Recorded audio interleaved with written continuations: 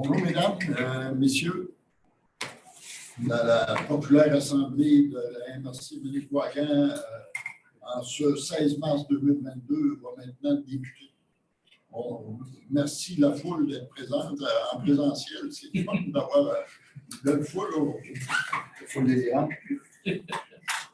Monsieur Lessard, l'enregistrement se fait juste vers l'avant. Nous ne verrons pas l'ampleur de la foule qui participe à notre rencontre. On va débuter par l'ouverture de la séance. Au point 2, lecture et adoption de l'ordre du jour. Au point 3, lecture et approbation du procès-verbal de la séance ordinaire du 16 février 2022. Au point 4, dépôt du rapport du TNO février 2022. Au point 5, dépôt et lecture de la correspondance. Au point 6, affaires courantes. 6.1, autorisation du paiement des comptes février 2022. 6.2, dossier 04-0103. 6.3, Fonds région et ruralité, volet 4, comité de vitalisation. 6.4, Fonds région et ruralité, volet 4, cadre de vitalisation. 6.5, rapport d'activité 2020, Fonds région et ruralité, volet 2. 6.6, adoption des priorités d'intervention 2022-2023, Fonds région et ruralité. 6.7, adoption du premier projet du schéma d'aménagement et de développement révisé. 6.8, adoption du Fonds culturel Manicouagan. 6.9, demande de dérogation mineure, municipalité de Vétrinité. 6.10, demande de dérogation mineure TNO de la Rivière-Rouge-Tard. 6.11, demande de dérogation mineure TNO de la Rivière-Rouge-Tard. 6.12, demande de financement Bécomo d'aventure et de culture. 6.13, les élus municipaux québécois solidaires du peuple ukrainien. 6.14, demande d'aide financière, segment recherche. 6.15, vente d'heures et matériel informatique. 6.16, vélo santé 2022. Au point 7, avis de motion. 7.1, règlement 2022-03 relatif aux dérogations mineures des règlements d'urbanisme du TNO de la Rivière-Rouge-Tard. Au point 8, affaires nouvelles. Au point 9, période de questions. Au point 10, clôture de la séance. Les points en retirant les points 6.10 et 6.11. Attendez un petit peu, M. Deschênes. On me dit qu'il faut ajouter un point à l'autre jour, le point 6.17, rapport de la trésorière dépenses électorales. Donc, je vous invite, M. Deschênes. Oui, donc, je vais faire la proposition de l'option de l'autre jour, retirer les points 6.10 et 6.11. Parfait, merci beaucoup. Affaires nouvelles fermées. Affaires nouvelles fermées.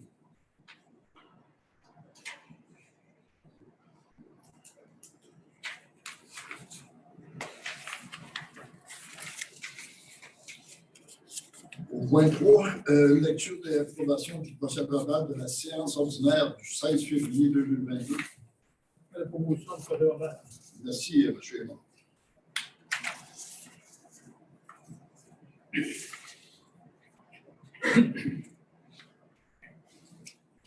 Madame Fortin, je vous invite à nous faire le dépôt du rapport du TNO février 2022. Donc, au cours du mois de février dernier, le service d'urbanisme a émis 8 permis durant la période pour une valeur totale de travaux s'élevant à 26 000 $. Donc, au cours du mois, aucun constat ni avis d'infraction n'ont été émis. Un certificat de non-contravention a été émis à la pourvoirie du lac Dionne pour l'aménagement d'un sentier de VTT afin d'améliorer l'accès au territoire. Et il n'y a eu aucune demande de dérogation, nouvelle demande de dérogation mineure ni aucun avis à mentionner au rapport. À pareille date, l'an passé,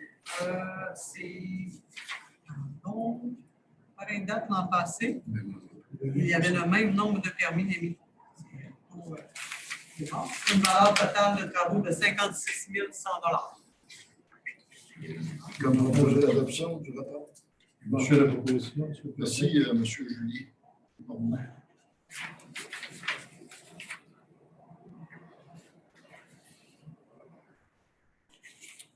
Au point 5, dépôt et lecture de la correspondance. Donc, il y a eu une demande d'intervention. On a une demande pour résolution, demande de dérogation mineure nous provenant de la municipalité de Baie-Trinité. C'est à l'ordre du jour. Et le cégep de Bécomo a sollicité la MRC pour une contribution de 500 $ dans le cadre de la tenue de la soirée Tapis rouge qui souligne la réussite et la détermination et la persévérance des étudiants. Donc, les autres points sont des points d'information à l'attention du ministère. Merci. En fait, la proposition, Mme. Absolument. Merci.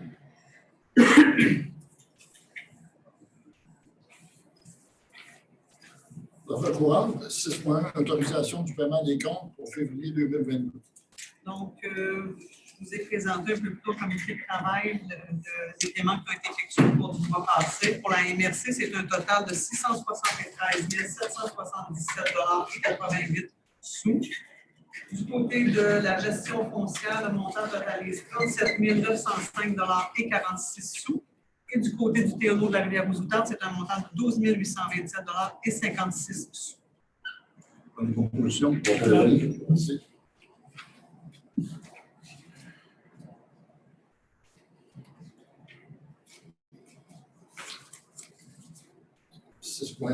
Dossier 04. 0. Donc, considérant le dossier numéro 04-0103 soumis aux membres du Conseil relatif au règlement du grief 2021-02, alors la proposition est à l'effet que le Conseil de la MRC accepte l'entente de règlement proposée en référence au dossier numéro 04-0103. Proposition. En fait, la proposition. Merci, monsieur.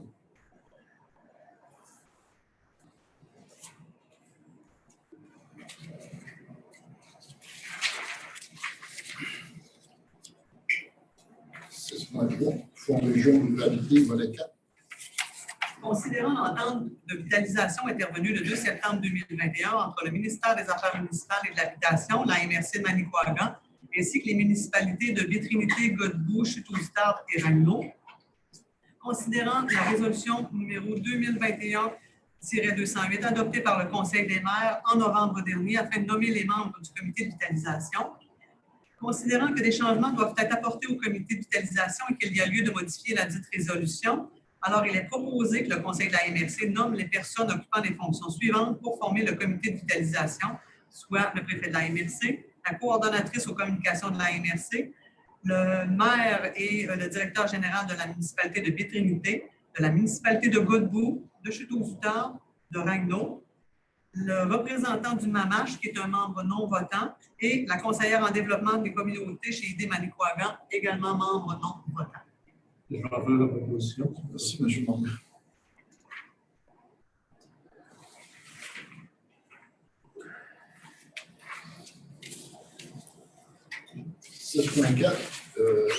Fonds région ruralité, cadre de vitalisation. Donc, considérant l'entente de vitalisation intervenue le 2 septembre 2021 entre les ministères des Affaires municipales et de l'Habitation, la MRC Manicouagan ainsi que les municipalités de Baie-Trinité, Godbout, Chute-aux-Outardes et Ragno, considérant que selon la dite entente, un cadre de vitalisation doit être adopté sur recommandation du comité de vitalisation avant le 31 mars 2022, considérant le cadre de vitalisation déposé aux membres du Conseil de la MRC, alors il est proposé que le Conseil des maires adopte le cadre de vitalisation soumis par le comité de vitalisation. Je vais vous le proposer, M. Ferland. Merci, M. Fort.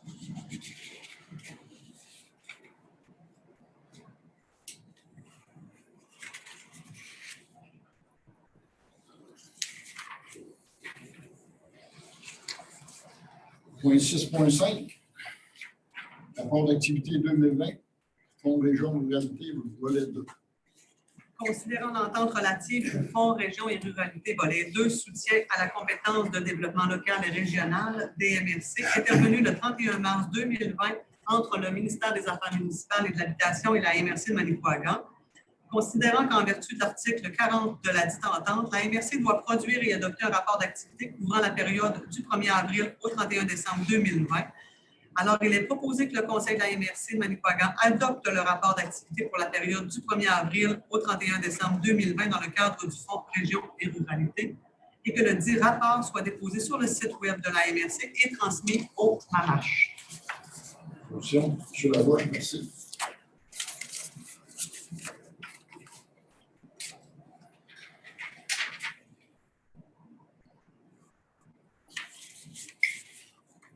« 6.6 Adoption des priorités d'intervention 2022-2023. » Considérant qu'en vertu de l'entente intervenue entre le ministère des Affaires municipales et de l'Habitation relativement au Fonds Région et Ruralité, la MRC de Manicouagan doit, afin de favoriser le développement local et régional sur son territoire, déterminer ses priorités d'intervention annuelles et les transmettre au MAMACH. Alors, il est proposé que la MRC de Manicouagan, dans le cadre du Fonds Région et Ruralité, détermine les priorités d'intervention suivantes pour l'année 2022-2023.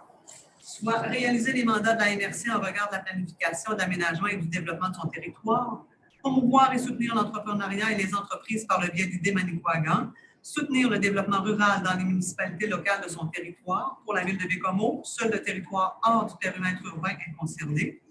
Mobiliser la communauté et soutenir la réalisation de projets structurants pour améliorer les milieux de vie dans la ville de Bécomo. Promouvoir et soutenir les organismes œuvrant dans les secteurs de la santé, de l'éducation, des arts et de la culture, du transport, de l'agroalimentaire, du recrutement et de la rétention de la main-d'œuvre, ainsi que la jeunesse. Participer et collaborer aux échanges avec les MRC et les différents ministères et organismes afin de convenir des ententes sectorielles de développement. Merci, M. Aymon.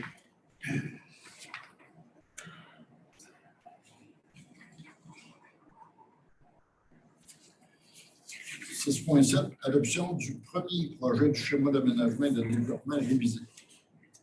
Considérant que l'article 4 de la Loi sur l'aménagement et l'urbanisme, ci-après appelée la LAU, prévoit qu'une MRC doit adopter et garder en vigueur un schéma d'aménagement et de développement sur l'ensemble de son territoire, considérant que l'article 54 de la LAU stipule qu'une MRC doit réviser son schéma d'aménagement et de développement, considérant que la MRC de Manicouagan possède un schéma d'aménagement et de développement révisé en vigueur depuis le 3 avril 2012, considérant que la MRC a débuté le processus de révision du schéma d'aménagement et de développement tel que prévu à l'article 56.3 de la LAU, considérant qu'en vertu de l'article 56.3 de la LAU, la MRC de Manicouagan doit adopter un schéma d'aménagement et de développement révisé désigné premier projet, considérant qu'en vertu de l'article 56.4 de cette même loi, le ministre peut, dans un avis, mentionner toute objection au premier projet, eu égard aux orientations gouvernementales, et ce, en précisant le motif de l'objection.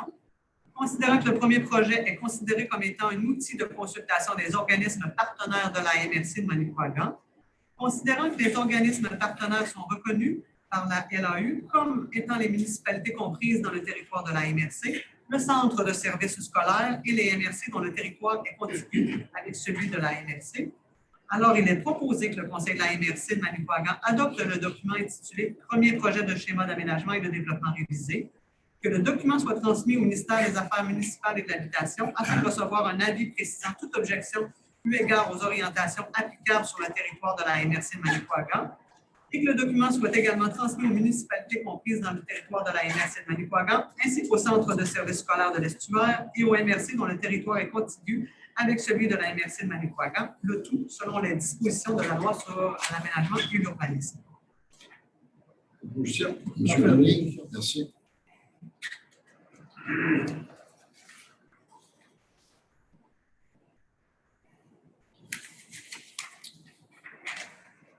« 6.8 Adoption du Fonds culturel Manicouagan. » Considérant l'entente de développement culturel intervenue entre le ministère de la Culture et des Communications et la MRC le 4 mars 2021 dans le cadre du programme Aide aux initiatives de partenariat, considérant que dans le cadre de cette entente, la MRC a l'obligation d'adopter un fonds culturel, lequel fut présenté aux membres du Conseil, considérant que ce fonds vise à encourager le développement de l'offre culturelle sur le territoire de la MRC de Manicouagan et qu'il permet de soutenir des activités, initiatives ou projets culturels diversifiés et novateurs contribuant au dynamisme de la région et à sa vitalité culturelle, tout en permettant des retombées socio-économiques favorisant le développement durable.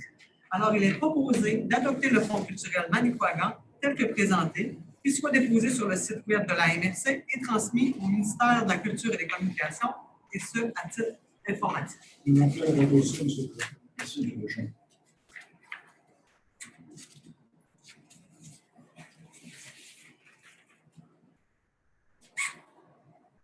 6.8, demande de dérogation mineure, municipalité de Baie-Trinité. Considérant que le 9 février 2022, la municipalité de Baie-Trinité a autorisé par la résolution 2022-02-12 une dérogation mineure visant l'implantation d'un cabanon au 27 rue Poulain à Baie-Trinité, considérant que les articles 145.1 à 145.8 de la Loi sur l'aménagement et l'urbanisme sont applicables en matière de dérogation mineure, considérant que le 4e alinéa de l'article 145.7 de la Loi sur l'aménagement et l'urbanisme prévoit que la MRC peut désavouer la décision de la municipalité relativement à une dérogation mineure ou imposer des conditions supplémentaires dans les seuls cas où la dite dérogation a pour effet d'aggraver les risques en matière de sécurité ou de santé publique ou de porter atteinte à la qualité de l'environnement ou au bien-être en général. Considérant que la demande de dérogation mineure visant l'implantation d'un cabanon au 27 rue Poulain n'a pas pour effet d'aggraver les risques en matière de sécurité ou de santé publique, ou de porter atteinte à la qualité de l'environnement ou au bien-être en général, considérant que l'adoption d'une dérogation mineure est une mesure d'exception qui ne devrait créer aucun précédent, pouvant occasionner plusieurs demandes du même type de la part d'autres requérants, considérant que le lieu visé par l'implantation du cabanon est situé, en vertu de la réglementation locale ainsi que du schéma d'aménagement et de développement révisé, en zone de contrainte à l'aménagement du territoire pour cause d'érosion des berges, considérant que l'article 145.1 de la Loi sur l'aménagement et l'urbanisme prévoit que la dérogation mineure ne peut porter sur la densité d'occupation du sol, considérant que la demande de dérogation vise l'ajout d'un bâtiment complémentaire sur un lot n'étant pas occupé par un bâtiment principal, de sorte qu'elle est présumée affecter la densité du sol, considérant que la dérogation mineure accordée par la municipalité de Baie-Trinité est considérée non admissible par la MRC, puisque celle-ci porte sur un élément ne pouvant faire l'objet d'une dérogation mineure, soit la densité d'occupation du sol, et qu'elle peut entraîner un précédent et banaliser les demandes d'implantation de cabanons sur les lots dépourvus de bâtiments principaux. Considérant que le pouvoir de la MRC d'imposer des conditions ou de désavouer la décision autorisant une dérogation mineure concerne seulement les risques et les atteintes prévues à l'article 145.7 de la Loi sur l'aménagement et l'urbanisme, alors il est proposé que le Conseil des maires avise la municipalité de Baie-Trinité que la MRC n'entend pas se prévaloir des pouvoirs prévus au 4e alinéa de l'article 145.7 de la Loi sur l'aménagement et l'urbanisme dans le dossier de la demande de dérogation mineure du 27 rue Poulain à Baie-Trinité, le tout selon les dispositions de la Loi sur l'aménagement et l'urbanisme. C'est normal. Je vais faire la proposition, M. le Préfet. Merci.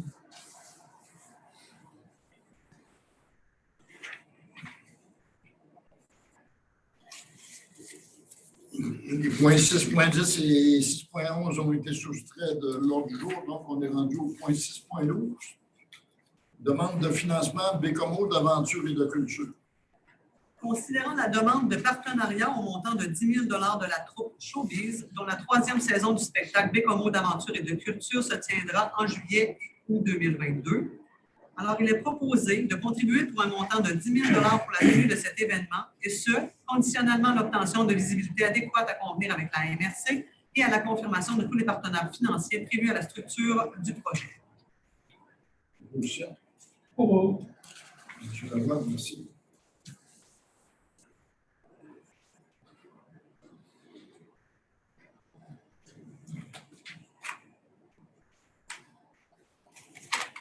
« 6.13. Les élus municipaux québécois solidaires du peuple ukrainien. » Considérant que la Fédération de Russie a envahi militairement la République d'Ukraine, considérant que la Fédération de Russie a, ce faisant, violé les règles internationales du respect de l'intégrité des frontières nationales et provoque la mort de milliers de personnes et l'exode de citoyens ukrainiens, considérant qu'à notre époque, la solution militaire est inacceptable pour régler les conflits entre nations, considérant que les élus municipaux et le peuple québécois sont profondément affligés par les souffrances vécues par le peuple et les communautés ukrainiennes, considérant la volonté des élus municipaux du Québec d'exprimer leur désapprobation la plus totale de cette situation et du recours aux armes pour régler les conflits, considérant la volonté des élus municipaux et de la population québécoise d'exprimer leur solidarité avec le peuple ukrainien, considérant les gestes de solidarité de plusieurs municipalités et de nombreux Québécois envers le peuple ukrainien, notamment à travers des dons à la Croix-Rouge canadienne, Alors, il est proposé que la MRC de Manicouagan condamne avec la plus grande fermeté l'invasion de l'Ukraine par la Russie, que la MRC joigne sa voix au concert des nations pour appeler la Russie à mettre fin à son agression, à retirer toutes ses forces de l'Ukraine et à régler ses différends par la voie de la diplomatie, que la MRC demande au gouvernement du Canada de prendre toutes les mesures nécessaires pour amener la Russie à abandonner son attitude belliqueuse, que la MRC invite ses citoyens à participer à l'effort de solidarité envers le peuple ukrainien, que la MRC déclare son intérêt à contribuer à cet effort collectif et humanitaire et invite tous les groupes et intervenants à se mobiliser pour organiser l'accueil de ces personnes réfugiées sur notre territoire et que copie de cette résolution soit envoyée au Premier ministre du Canada, M. Justin Trudeau, à la ministre des Affaires étrangères, Mme Mélanie Joly, au Premier ministre du Québec, M. François Legault, à l'ambassade de la République d'Ukraine, à l'ambassade de la Fédération de Russie, à la Fédération québécoise des municipalités, ainsi qu'aux médias régionaux et nationaux. Je vais enfin la proposition, Monsieur le Préfet. Merci, M. Labrosse.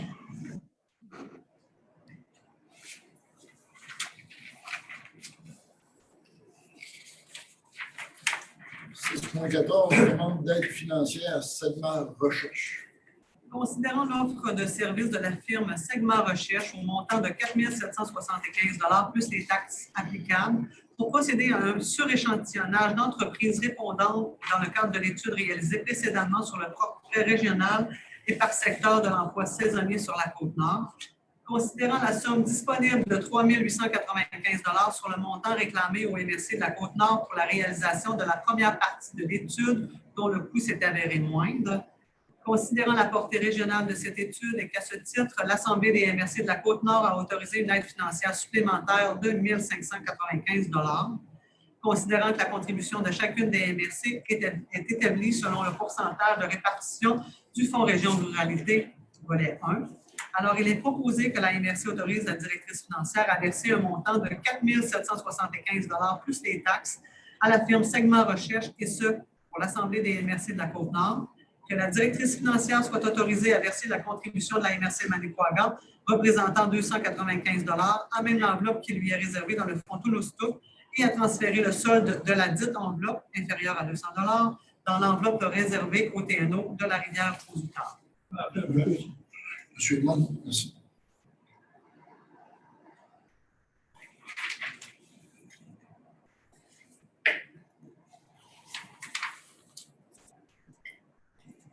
Au point 6.15, banque d'heures et matériel informatique.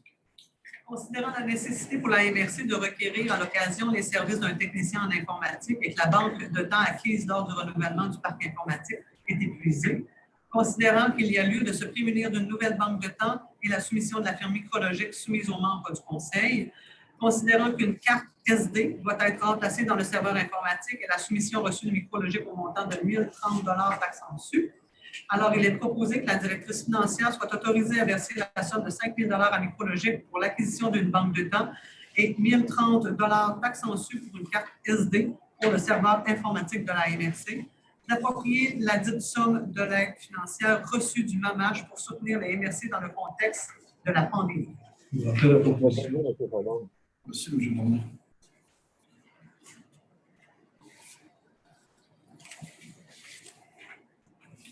On va s'en prendre, M. Bouchard.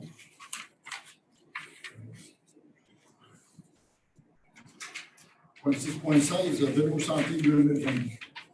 Considérant que se tiendra les 26, 27 et 28 août prochains, la 18e édition de Vélo Santé Alcoa au profit de la Fondation de la santé et des services sociaux de Manicouagan. Alors, il est proposé que la MRC de Manicouagan accepte de commanditer la participation d'un candidat pour un montant de 1 500 $. Ces argents seront pris à même le budget du TNO de la Rivière-aux-Outards et versés à la Fondation de la santé et des services sociaux de Manicouagan. Je vais le proposer, là, M. Fordon. Merci, M. Bouchard. Mais je ne vais pas t'égaler.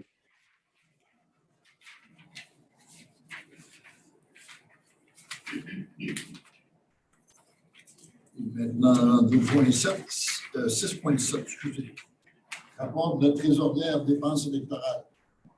Considérant qu'en vertu de l'article 513 de la loi sur les élections et les référendums dans les municipalités, le trésorier doit transmettre au directeur général des élections du Québec une copie de son rapport d'activité pour la période du 1er janvier au 31 décembre 2021. Alors, il est proposé d'accepter le dépôt du rapport de la trésorière, Mme Catherine Martel, relatif aux dépenses électorales des candidats dans le cadre de l'élection du préfet élu au suffrage universel, et ce pour l'année 2021. On va faire la proposition, M. Merci, M. Deschamps.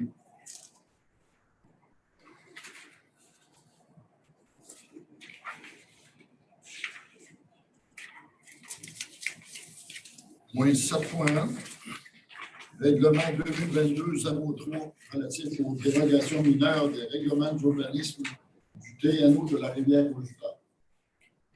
Donc, le projet de règlement a été déposé.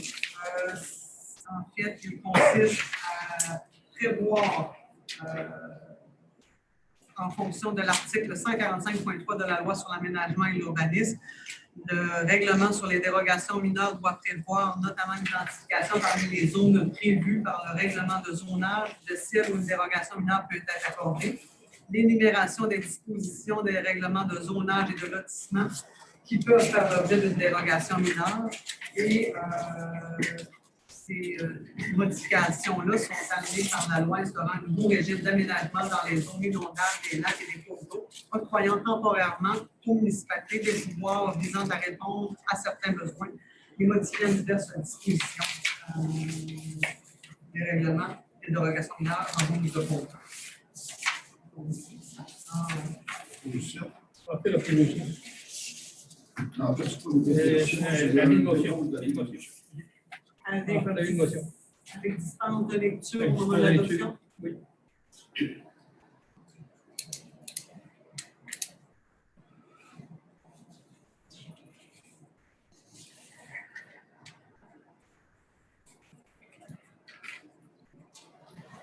Les points inscrits à l'ordre du jour étant complétés, on est maintenant rendu à la période de... Les affaires nouvelles étaient fermées. Donc, on est rendu à la période des questions. M. Lessard, est-ce que vous voulez intervenir? Oui, je vais enlever mon masque. Hein. Je commence à avoir chaud. Bon. D'abord, mes premiers mots seront pour féliciter les maires qui ont été élus à la dernière élection. Puis, comme je mentionnais tout à l'heure, il n'y a pas beaucoup de femmes qui sont élues. Je pense que ce serait à travailler éventuellement. Vous avez oublié le préfet, M. Lessard. Pardon? Vous avez oublié le préfet. Je n'ai pas compris. Puis, vous avez oublié le préfet. Ah, c'est le préfet, attendez, ça vient à faire, ça. Ah, OK, OK. Parce que lui, il a été élu par acclamation, alors. Non, non. Bon, alors moi, je veux revenir sur la question de la forêt boréale rapidement. Là. C'est que là, on est en train de perdre la région de tout bord et de tout côté. Vous savez ce que M. Couillard a fait. Il a passé un décret permettant à tout le monde de venir couper le bois jusqu'à la base Côte-Nord. Alors, présentement, on part maintenant avec le directeur des terres et forêts, puis on l'a envoyé à Jonquière. Le bénévolat, c'est la même chose. On perd nos ministères, et puis là, je pense qu'on perd la région éventuellement, et puis si ça continue, on va perdre nos ressources naturelles, nos mines, nos ci, nos ça. Et guettez-vous bien avec les Chinois présentement. Si on commence à morceler la région Côte-Nord, on s'apercevra qu'on va vendre la Côte-Nord par morceaux aux Chinois. Là. Comme c'est le cas, ils viennent d'acheter encore une mine dans le Nord, là, parce que c'était des Québécois, ils l'avaient, ils n'ont pas réussi à l'exploiter. Donc, ils sont venus financièrement difficiles. Donc, les Chinois viennent de mettre la main sur cette mine encore, comme ils l'ont fait au nord de Gagnonville. Alors, moi, je pense qu'on devrait avoir une mobilisation parce que là, nos ministères sont partis, puis les ministères, c'est un organisme qui est essentiel au niveau du développement d'une région. En plus, ça facilite la mobilisation entre le gouvernement du Québec et ses ministères, puisque au niveau transport, avion, etc., ce qu'on a connu éventuellement nous permet justement d'avoir des transports aériens qui sont potables. En tout cas, si vous n'avez pas l'intention de le faire, je pense que j'ai l'intention de mettre ça sur pied, une mobilisation au niveau des ministères. Parce que c'est inconcevable qu'on se fait dépouiller comme ça. Là. Monsieur Lessard, je veux juste vous mentionner qu'on vient de faire une conférence de presse, Monsieur le maire Yves Montigny de la ville de Bécamo et moi, la semaine dernière, pour discuter de la situation de la forêt, de la revitalisation de la forêt et aussi de la possibilité de récupérer la direction régionale du ministère de Forêt, Faune et Parcs sur la Côte-Nord, afin d'éviter qu'on soit soumis aux prises de décision de gens de l'extérieur. D'ailleurs, vous avez parlé j'étais d'accord avec vous, que j'ai félicité pour ça, mais il faut aller plus loin que ça. Le déluge de mots dans un désert d'idées, ça ne va pas loin. Vous savez ça? C'est que le problème, c'est quand on n'accentue pas, on n'a rien. D'ailleurs, c'est la même chose pour le pont depuis 60 ans. Je l'ai pris pendant 60 ans, le bateau. Là. Alors, les bateaux ont toujours été en erreur, en retard, etc. Puis, ce n'est pas 50 personnes qui vont bloquer toute la région de la Côte-Nord au niveau d'avoir un pont. Et là, on est rendu à s'arrêter tout de suite après qu'on fait des pressions, mais il faut accentuer les pressions, aller un peu plus loin que ça.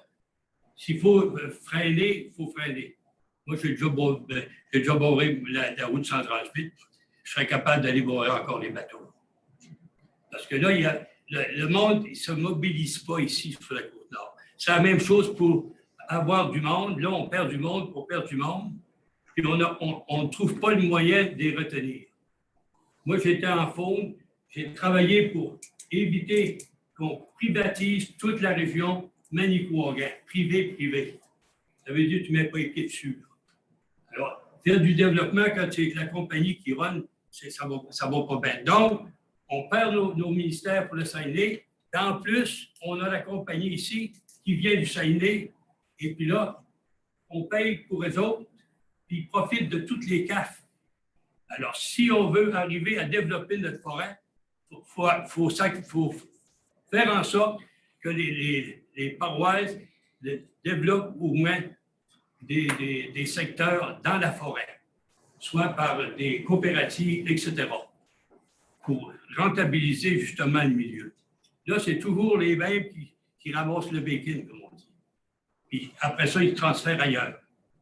Puis quand ils ont voulu, pendant 10 ans, VCV, ces tables, on a soumis plusieurs propositions pour avoir du développement différent de ce qu'il fait au niveau du papier. Ils ont dit, ce n'est pas de vos affaires. Comme ils viennent de vous le dire d'ailleurs, ce n'est pas de vos affaires. Bon, j'arrête là. Puis éviter la privatisation de la forêt. Peut-être surveiller parce que ça arrive assez vite. Une autre chose que je voulais vous mentionner, vous savez que les Autochtones, là, ils ont décidé de proposer une modification de leur territoire. Est-ce que vous êtes au courant? Je ne sais pas de quel élément vous En parlez. fonction du caribou des bois. Il a demandé d'avoir une aire protégée. Oui, une aire protégée à l'intérieur d'une Nitassinan.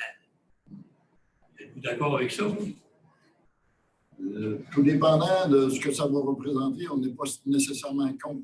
Parce que Il n'y a pas grand monde qui est au courant de l'ampleur de l'aire protégée qu'ils demandent, puis à quel endroit c'est situé et autres. Donc, on va attendre de voir parce que les Inuits de Pessamit, les Inuits de Espit, les Inuits de Mastoyache, ils ont un lien particulier avec l'animal qui est le caribou. Puis, il faut respecter ça. Donc, on attend comment je dirais ça? On attend de voir c'est quoi exactement leur demande pour prendre position là-dessus. Et vous savez qu'au niveau d'une Nitassinan, ils ont des droits de pêche, de chasse, de piégeage, mais ils n'ont pas le fond de terrain en dehors de leur réserve. Alors, ce que je peux comprendre, là, à ce moment-là, les accords deviendraient une propriété à part entière. L'aire protégée ne transfère pas de droit de propriété. L'aire protégée vient juste limiter les usages qui peuvent être faits sur ce territoire-là. C'est circonscrit et c'est une abstention de tous les autres clients, par exemple. Ça dépend, il y a différents types d'aires protégées. Fait que c'est ça qui est à déterminer. Selon les renseignements qu'on a du ministère de l'Environnement et autres, c'est que des aires protégées, il y a plusieurs définitions, il y a plusieurs degrés ou niveaux d'aires protégées. Fait qu'on ne sait pas quel niveau qui demande, puis c'est quoi que ça implique comme restriction. Donc, on veut aller chercher plus d'informations, mais on n'ira pas se prononcer ni pour ni contre actuellement, parce qu'on comprend qu'ils ont un intérêt particulier des membres de ces communautés-là. On respecte ça. Je sens que ça vise une modification à l'approche commune, cette affaire-là. J'étais 4 ans dessus. L'approche commune, c'est des relations entre le fédéral, le provincial et les membres des communautés autochtones. C'est ça, là. Moi, nous autres, en tant qu'MRC, on n'a pas d'affaire à ça. Bon, un autre point, au niveau des dépotoirs, là, au niveau des camps illégaux, j'ai déjà mentionné en 2019 qu'on devrait enregistrer les gens qui vont dans le bois. Puis, c'est très facile à faire. On connaît ceux qui ont des camps. Puis maintenant, comme on a vécu au niveau de l'information, on a donné toute notre information personnelle à tout le monde. Là. Nos lieux de naissance, nos numéros de téléphone aussi.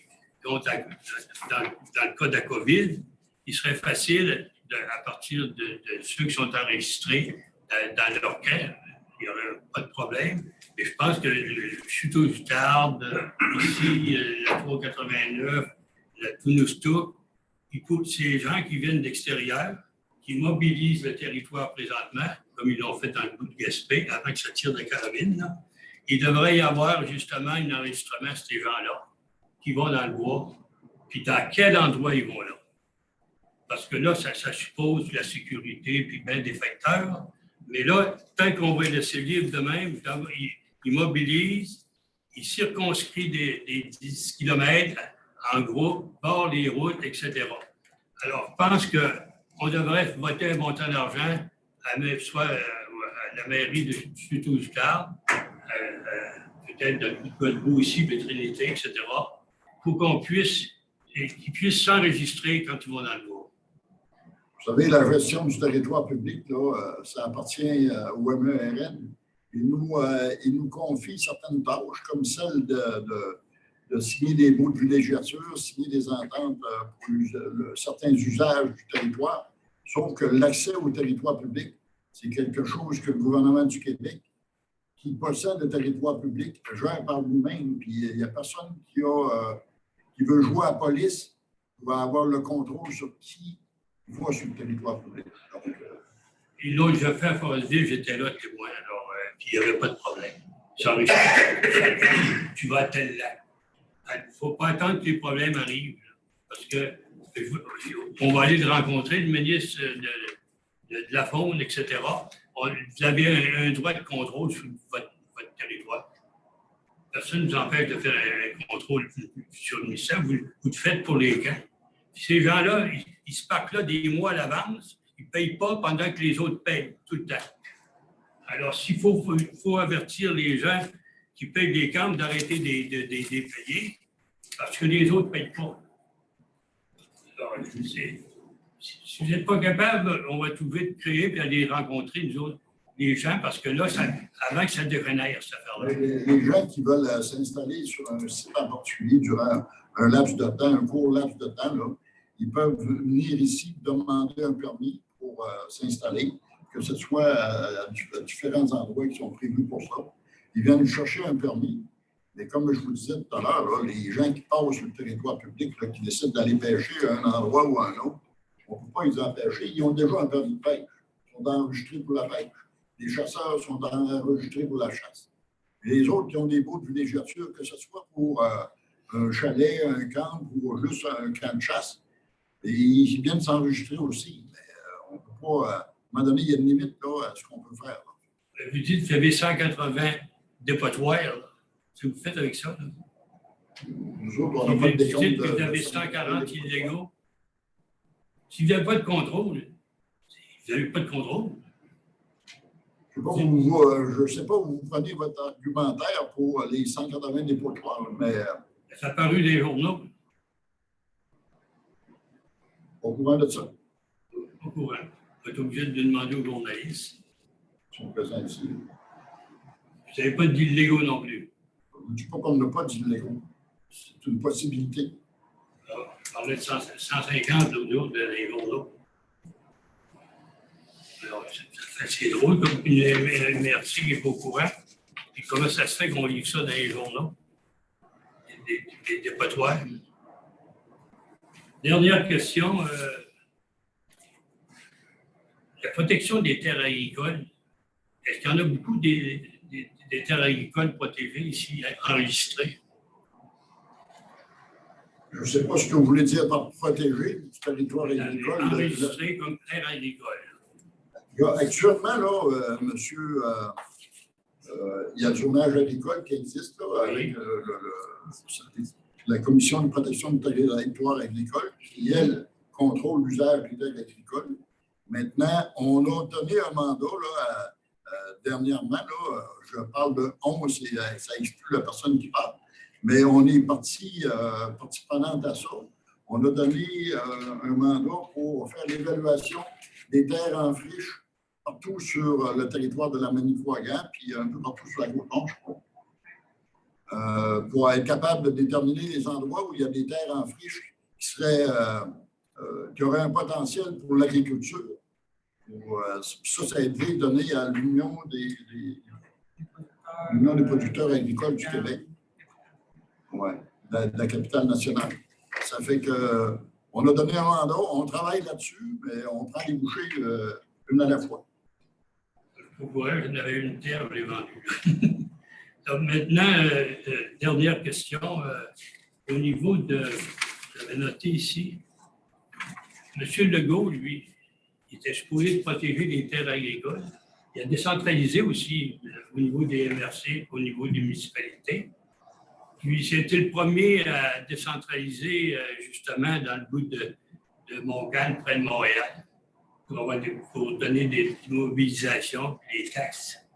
Puis ça existe encore, cette affaire-là. Là. Puis les municipalités, c'est pour ça que vous posez des questions sur les terres agricoles, parce que si à un moment donné, parce que les petits Chinois, là, ils emmènent long au niveau des terres.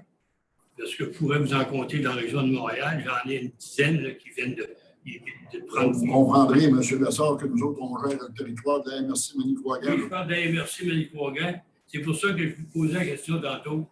Il faut éviter d'amorceler, comme on l'a fait à Godbout, etc. On l'a fait à Port-Neuf et un peu partout. Là.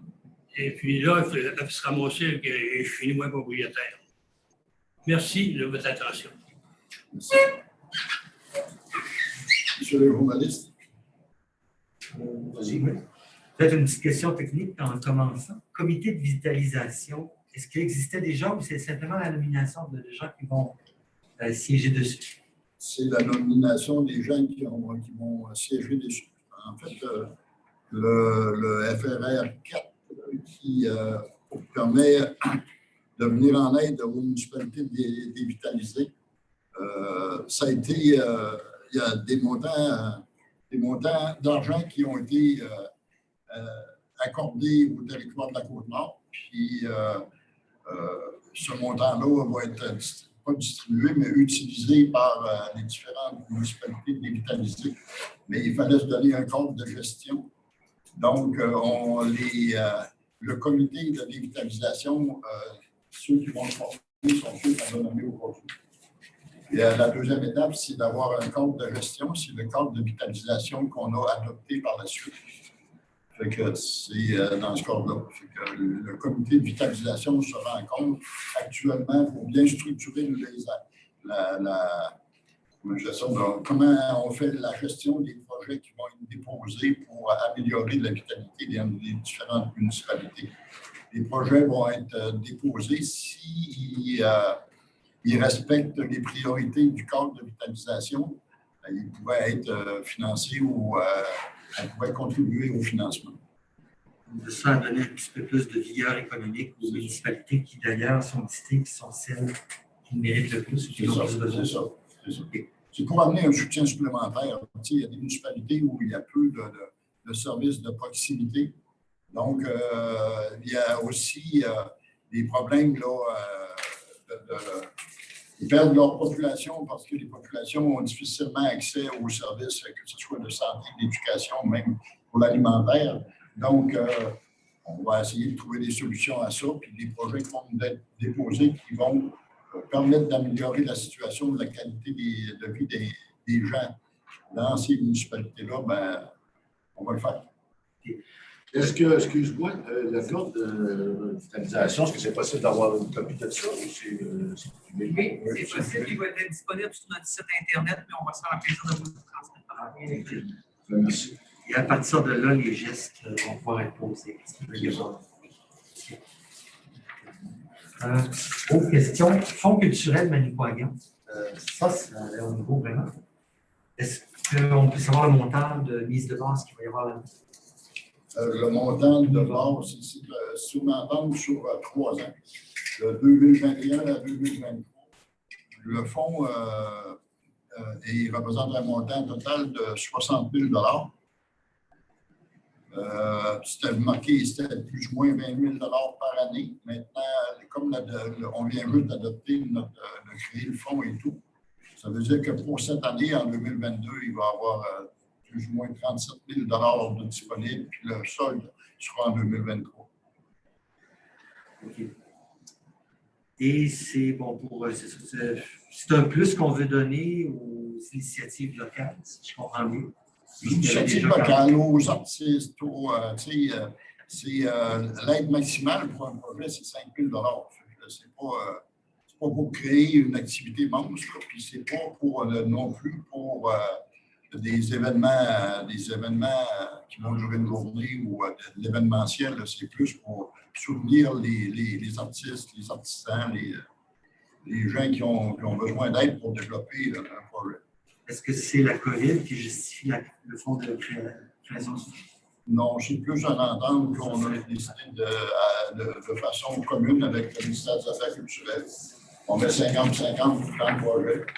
L'entente est plus importante que ça. L'entente est au montant de 120 000 60 000 par la MRC, 60 000 par le ministère sur 3 ans. Et ce financement-là sert aussi à permettre la constitution là, de notre politique de développement culturel là, qui est en développement. C'est pas mal tout pour peut-être. Pas peur d'être interdit de séjour en Russie avec votre résolution depuis. Sérieusement, je n'ai pas l'intention de y aller. Ça, c'est une démarche qui vient d'MRC où on invite à peu près tout le monde au Québec. En fait, c'est une demande de la FQM pour démontrer que la position du gouvernement canadien et celle du gouvernement du Québec est appuyée par la population. Tu sais, que c'est pas juste une décision de M. Trudeau ou de M. Legault ou de Mme Freeland. Il y a un support de la population canadienne, puis on la démontre avec des résolutions même. Là, c'est une résolution de type qui a été fournie par la Fédération québécoise des municipalités. Voyez-vous, puis les maires sont ici, qu'il y a des capacités d'accueil de réfugiés dans la région? Est-ce qu'on est organisé pour ça, le moindrement? Vous savez, c'est des Ukrainiens, il y en a dans différentes villes du Québec.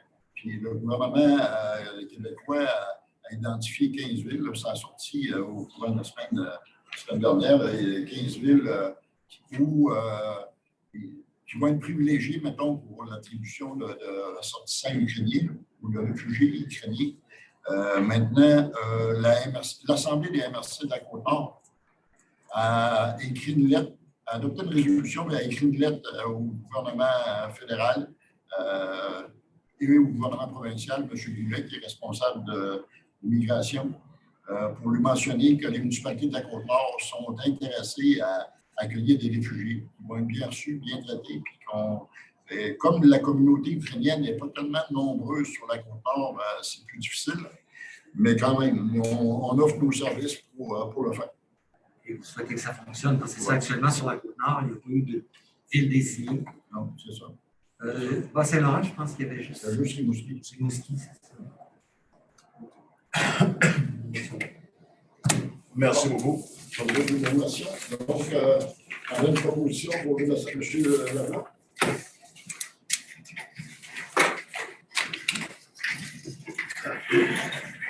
Merci beaucoup, le monde. Merci.